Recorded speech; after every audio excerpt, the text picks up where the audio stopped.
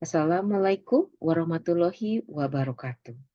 Dear students, welcome to the seventh session of our initiations.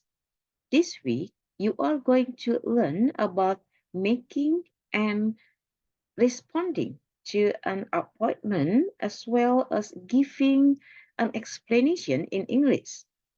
You will learn how to respond with politely and to negotiate.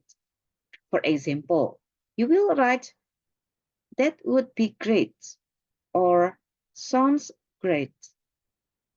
And in negotiations, you will write, I would like to welcome everyone, or you can write, we would like to reach agreement on blah, blah, blah, blah, and so on.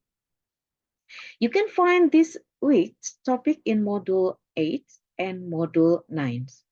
By the end of this week, you are expected to be able to identify the expressions used to make or respond to an appointment, explanations, or negotiations, and draw conclusions in a meeting.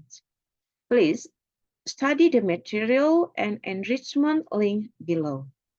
Afterwards, please participate in discussion forum 7 and do the assignment 3. Good luck, students. Assalamualaikum warahmatullahi wabarakatuh.